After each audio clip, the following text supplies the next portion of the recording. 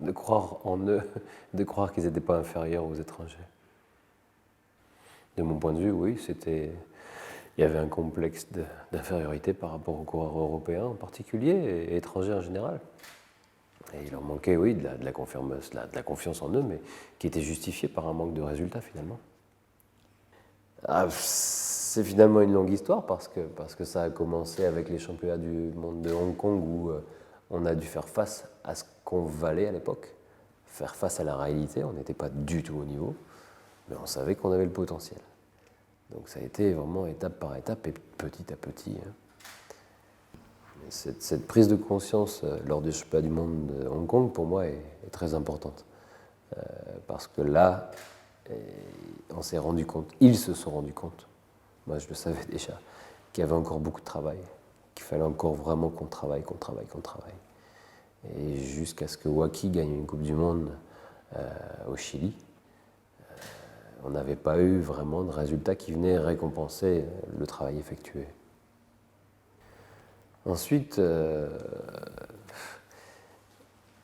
la médaille de Kawabata a eu un très très gros impact sur tout le monde, encore plus que celle de Waki. Celle de Waki, c'était une Coupe du Monde, ça a toujours moins d'importance. La médaille de Kawabata au championnat du monde, alors qu'il était finalement le moins attendu des coureurs japonais, a ouvert les yeux à nos coureurs. Et je pense qu'a ouvert les yeux aussi au monde entier que le Japon était en transformation.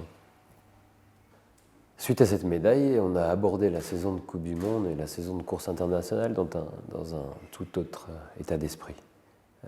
Les coureurs allaient, depuis ce moment-là, aller sur les Coupes du Monde pour faire des médailles. Pas forcément pour les gagner, mais en tout cas pour faire des médailles, ce qui n'était pas forcément le cas auparavant. Et puis effectivement, sur toutes les Coupes du Monde, on a réussi à faire des médailles. Sur toutes les Coupes du Monde auxquelles on a participé, on a réussi à avoir au moins un succès.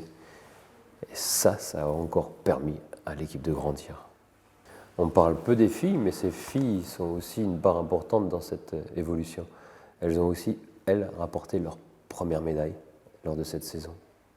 Et on a une Yuka Kobayashi qui est capable de gagner le championnat d'Asie devant la championne du monde, devant une ancienne championne olympique, devant un gros plateau. Bref, chacun maintenant à son niveau prend ses responsabilités et se rend compte de sa capacité à gagner au plus haut niveau. Le dernier championnat du monde en Pologne, une médaille d'argent. Encore. Mais c'est extrêmement difficile d'une année sur l'autre de renouveler cet exploit finalement. Et une médaille d'argent où Nita sort presque déçue sur le coup. Et ça, c'est très bon signe. Très bon signe. Voilà, et puis l'émulation continue. Ils savent que la sélection va être très difficile entre eux. Donc il y a un gros travail qui se fait quotidiennement. Ils ont bien conscience maintenant qu'ils ont besoin les uns des autres. On a un staff autour de nous qui devient très bon. On a du matériel qui a été beaucoup amélioré. Ils se rendent compte aussi qu'il y a beaucoup de travail de fait sur le matériel, sur les vélos, sur les combinaisons. Ils sentent qu'il y a vraiment des choses qui se passent ici et ça leur donne encore plus de confiance. Puis cette saison, la Coupe du Monde de Minsk, Coupe du Monde de Glasgow, revenir encore avec 2 médailles finalement qui n'étaient pas du tout attendues. On n'envoie pas les meilleurs coureurs en keirin, on revient avec une médaille de bronze. On envoie Fukaya sur une Coupe du Monde, il vient bouleverser la hiérarchie mondiale. Tout ça, ça donne envie aux autres. Et cette saison de Coupe du Monde maintenant, les coureurs ne s'imaginent pas rentrer sans médaille. C'est un gros changement. Maintenant, ils n'y vont pas pour gagner une médaille, ils ne s'imaginent même pas rentrer sans médaille. Ça, c'est énorme. À l'image de Fukaya, il est imprévisible, il est capable de tout. Vous le connaissez depuis longtemps, depuis plus longtemps que moi. C'est un personnage, c'est une personnalité. C'est quelqu'un de difficile à saisir, mais quand il a quelque chose en tête, il est capable d'écraser les meilleurs. Et il l'a prouvé. Il est au pied du mur. Fukaya, il sait très bien que pour faire les Jeux Olympiques, il va falloir faire des choses exceptionnelles. Il semblerait qu'il ait vraiment envie de faire les Jeux Olympiques. On n'en est pas là. Pour l'instant, il va falloir faire une médaille au championnat du monde, montrer qu'une médaille aux Jeux Olympiques est possible avant qu'on lui fasse confiance pour les Jeux Olympiques.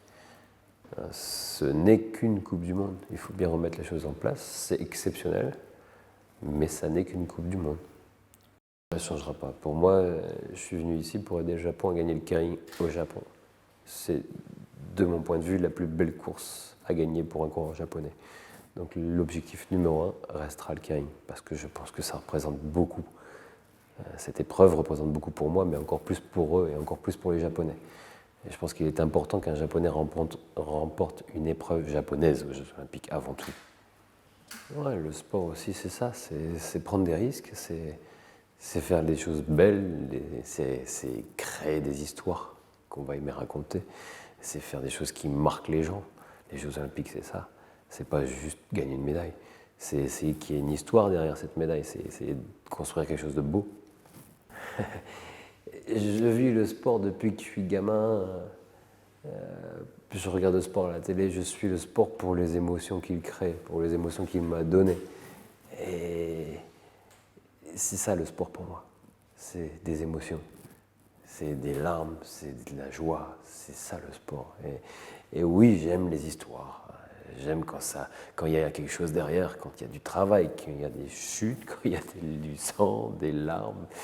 Bref, tout ce qui fait une belle histoire. Et puis j'espère que notre histoire se terminera bien, parce qu'on n'a pas encore la fin. Si je ne vais pas dire ce qui me plaît le plus, c'est que j'ai trouvé un équilibre ici. J'ai une vie ici. J'ai ma famille, je me sens vivre. Je n'ai pas l'impression d'être de passage. J'ai une vie, mes enfants vont à l'école. Je travaille, enfin j'ai une vie normale, j'ai envie de dire. C'est ça que j'aime le plus au Japon, c'est que j'ai réussi à trouver un équilibre. La proximité de la mer. Ouais, c'est surtout ça, moi, que j'aime. La proximité de la mer et la nature que je peux trouver très facilement, tout de suite, à côté de chez moi. J'adore le dimanche, avec les enfants, on prend les vélos, on traverse la forêt qui longe le bord de mer en direction de Fuji. Et on va manger dans un restaurant de sushi. Quasiment tous les dimanches, on fait ça. Des choses simples. Franchement, non. Je me suis battu au début avec les nattos, mais maintenant j'aime bien. Ouais, il faut pas dire que mon travail c'est un hobby quand même, parce que sinon on va plus me payer pour le faire. J'adore la moto. Dès que je peux, je fais de la moto. J'adore le vélo. J'adore passer du temps avec ma famille, faire du paddle, emmener mon fils au surf, faire des choses, encore une fois, des choses simples en famille. Je n'ai pas un hobby particulier. J'aime bien faire des choses en famille. J'aime les voitures, j'aime les motos, des choses basiques finalement. Les coureurs japonais ont besoin des fans au Japon. Et les enquêtes disent que c'est 10% de médailles supplémentaires. 10% de médailles supplémentaires dans le pays organisateur. Donc vous avez 10% d'impact sur la performance de nos sportifs. Donc on compte vraiment sur vous pour utiliser ces 10% qui nous permettront peut-être de changer la couleur de la médaille. Allez, bon, 大丈夫？ありがとうございます。